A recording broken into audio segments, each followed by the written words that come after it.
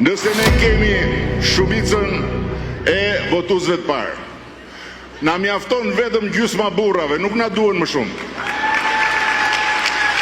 Gjysma burrave, se kjo jetë këtu në këtë vend ka mësu, gjysma burrave janë normal në këtë vend, gjysma janë çyryk. Nga Malishi, kryeministri Edi Rama thot se Partia Socialiste është e pamposhtur për shkak të mbështetjes masive që ka gratë dhe jo burrat. Sipas kryeministrit ton, burrat në vend janë çyryk. Ai e krahasoi zgjedhjen e votuesve mes të mirës së përbashkët dhe interesit të një individi, duke e lidhur të ardhmen e Shqipërisë me integrimin në Bashkimin Evropian. Edi Rama u shpreh se çdo votues investon për një të ardhme më të sigurt për fëmijët e tij. Ai gjithashtu theksoi rolin e grave si shtyllë të fuqishme mbështetje për Partinë Socialiste. Ndërkohë, Edi Rama përsëriti qëllimin e qeverisë për të çuar Shqipërinë drejt Bashkimit Evropian deri në vitin 2030 dhe kritikoi kundërshtarët politik.